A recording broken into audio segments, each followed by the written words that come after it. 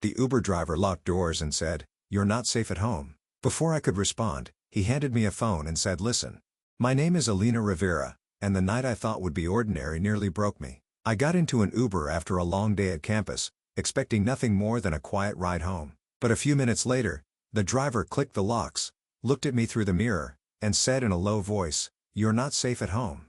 My chest tightened, and before I could even breathe a word, he reached into the console, handed me a phone, and said, "Listen, if you're already on the edge of your seat, make sure to hit subscribe and comment where you're watching from, because this story is one you will not forget." That night had started out so normal. I was leaving the library after a late study session. It was close to midnight, and the streets around campus were almost empty. The autumn air was cool, and I remember pulling my jacket tighter as I opened the Uber app on my phone. I felt a little uneasy, like anyone does when walking alone that late.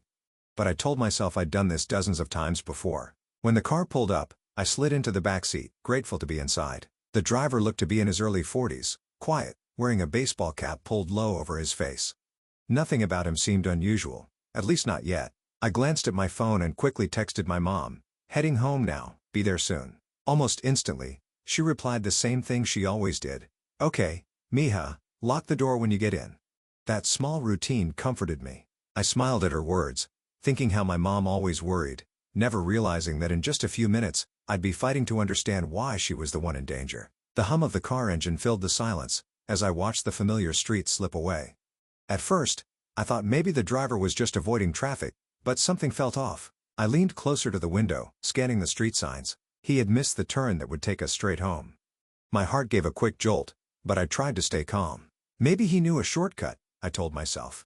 Still, I opened my phone to check the map, and that's when I heard the faint click. The sound was sharp, unmistakable. The child locks. My hand reached instinctively for the door handle, but it didn't budge. That's when his voice cut through the quiet, low, and steady. "You're not safe at home." It was such a strange thing to say that for a moment, my brain froze. My chest tightened, and a wave of panic spread through my body. I forced myself to speak, my voice trembling. "What do you mean? Take me home right now." He didn't answer my demand.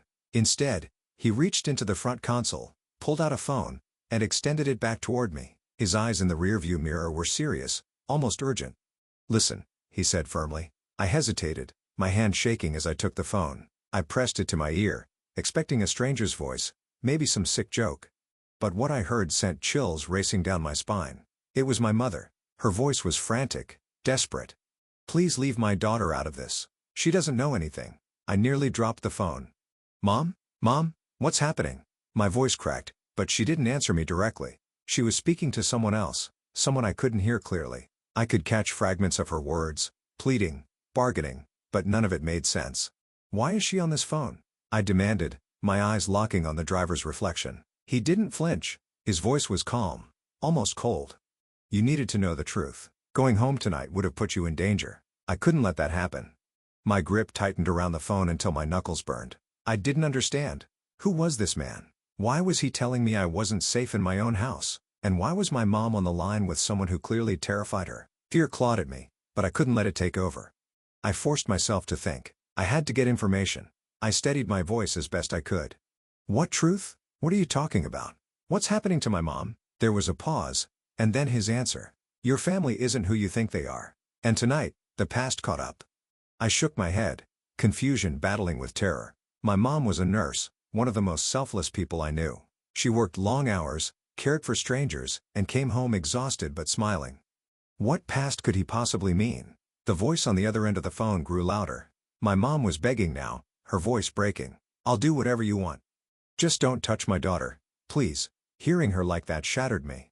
I pressed the phone closer to my ear, my body shaking with anger and fear. "Mom, I'm here. I can hear you." The driver's eyes flicked up to meet mine again in the mirror. "Stay calm. If you panic, if you try to run, you'll never see her again." His words hit like a punch. Every instinct in me screamed to grab the handle, scream for help, throw myself out of the car if I had to. But something in his tone, the way he said it, made me stop. There was no hint of mockery, no cruelty. He sounded deadly serious, like someone who believed every word. I forced myself to breathe, my mind racing.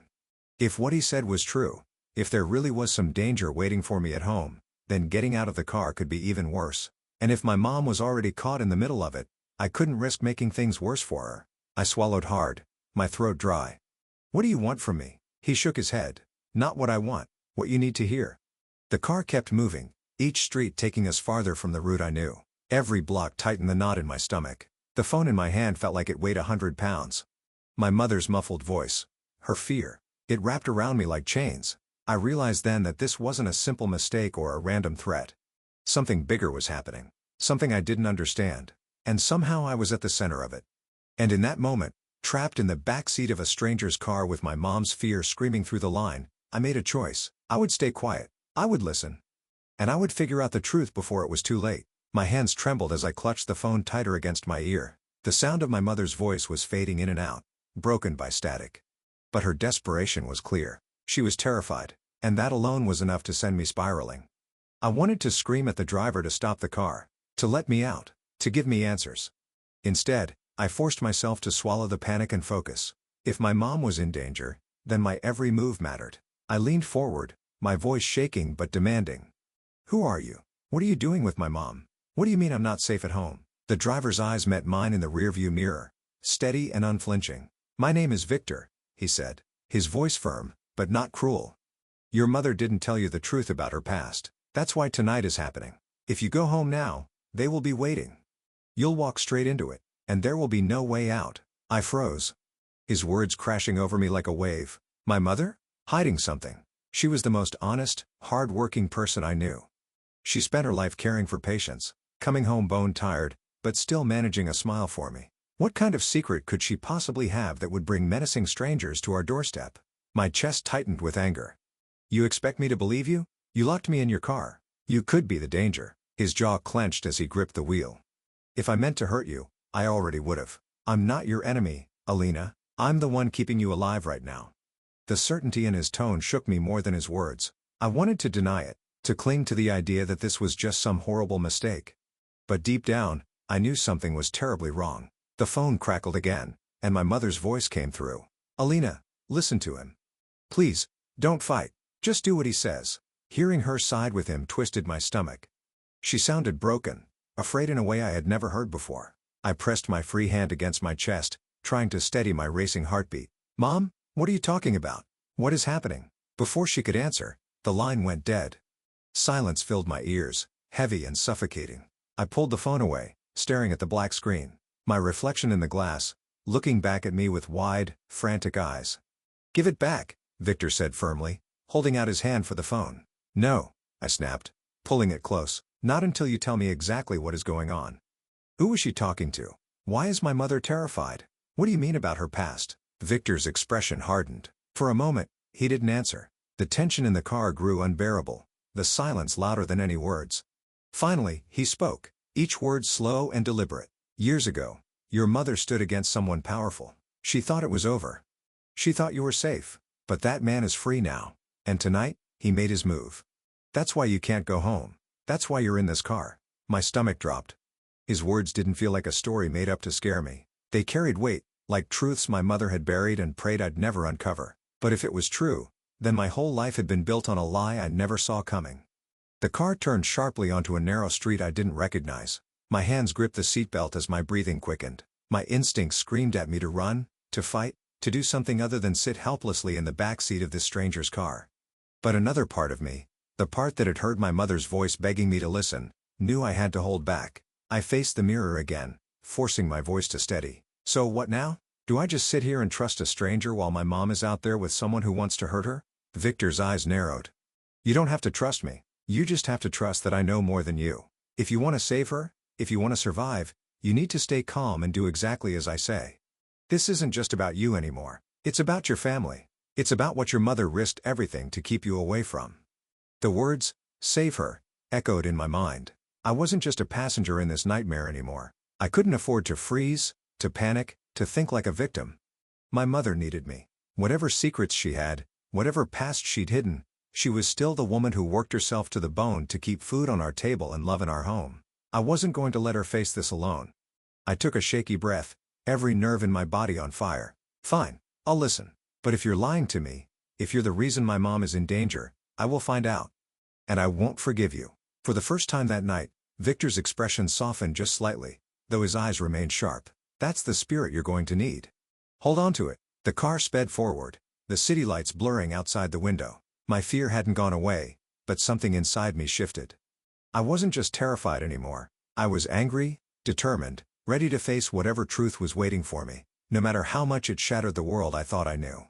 And with that choice, everything about this night and my life began to change. The city lights flickered past in streaks of yellow and white as Victor drove deeper into streets I didn't recognize. My grip on the seat tightened as the knot in my stomach grew heavier. Every nerve in me was telling me that something big was about to happen, something I couldn't control. My phone sat useless in my lap, the screen dark. My mother's last words still echoed in my mind. "Listen to him, Alina. Please." The words made no sense, but they carried weight. My mother would never side with a stranger unless the danger was real. Still, I couldn't shake the thought. What if this was all an elaborate trap? Victor's voice broke the silence. "They're already watching your house. By now they know you're not there. They'll try to flush you out another way. We have to move fast." Before I could respond, headlights suddenly flared bright in the rearview mirror. A car had pulled in behind us. Close. Too close. My pulse spiked. "Victor, that car is following us." "I know," he muttered, his jaw tightening. "Hold on." He slammed the accelerator, and the car lurched forward. The tires screeched as we flew down the narrow street.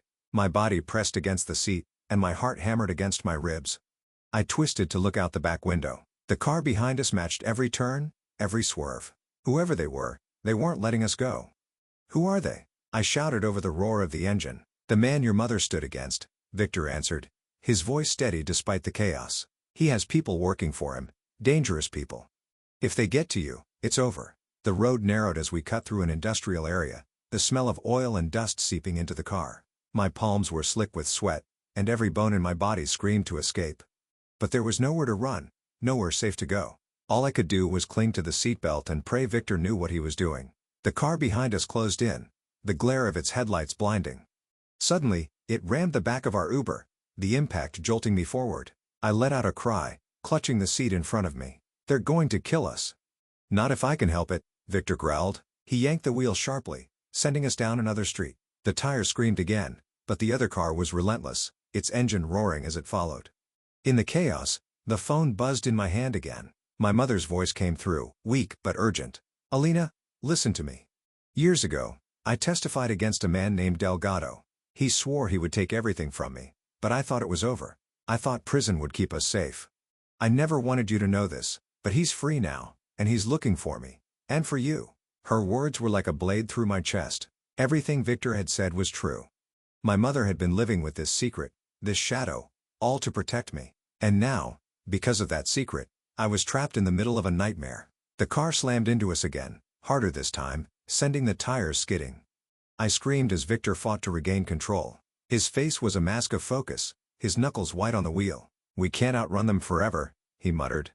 "We need to end this now." I turned toward him, fear and disbelief colliding. "End this? How? We're just two people against them." His eyes met mine in the mirror. "Not two, three. Your mother knew this day would come. That's why she called me." Before I could ask what he meant, Victor suddenly cut the wheel and pulled us into a deserted lot. The car chasing us swerved in, headlights bearing down. My chest felt like it would explode. Victor stopped, yanked open his glove box, and pulled out a gun. The metallic click filled the car. He tossed me a small can of pepper spray. "If they get close, use it. Aim for the eyes. Do not hesitate." I stared at the spray in my hands, my pulse racing. I had never held a weapon in my life. But in that moment, I realized I didn't have a choice. It was survival. The other car screeched to a halt across from us, and two men jumped out. Their faces were hard, shadows stretching across their features. One of them shouted, "Bring her out, Victor. Delgado wants the girl alive." My blood ran cold. They wanted me. Victor stepped out of the car, gun raised, his voice steady. "If Delgado wants her, he'll have to come himself." The men started toward us, and instinct took over. I rolled down the window just enough and sprayed the nearest one in the face. He screamed, clutching his eyes as he stumbled back. Victor fired a warning shot into the air, the crack of the gun echoing through the lot. For a moment, everything froze. The men hesitated. Victor stood firm, and I sat in the back seat, trembling but no longer helpless. Then, as if sensing the fight wasn't worth it, the men retreated to their car, dragging the blinded one with them.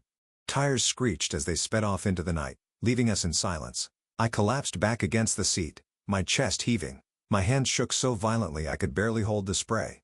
Victor slid back into the car, his face tight but calm. "You did good. You stayed strong."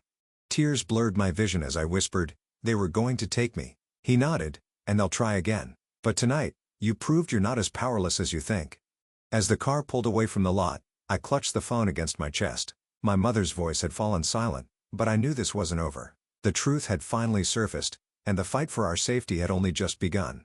The silence inside the car was deafening after the chaos we had just escaped. My heart still pounded in my chest, but the world outside the window felt strangely calm. The city lights blurred past, but all I could think about was the voice of my mother, the gun in Victor's hands, and the look of rage on the men's faces before they drove off. For the first time in my life, I understood what it meant to feel hunted. We drove for nearly 20 minutes without saying a word. My hands clutched the pepper spray so tightly that my knuckles ached. My mind spun in circles, replaying everything: the locks clicking shut, the phone pressed into my hand, my mom's desperate voice, and the violent confrontation that had nearly ended in disaster. Every detail felt burned into me.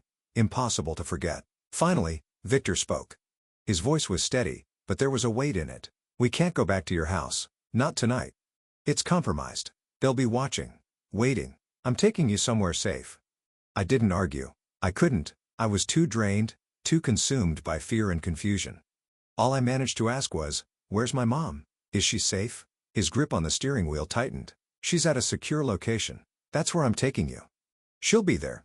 Relief and terror crashed together inside me. Relief that I would see her again.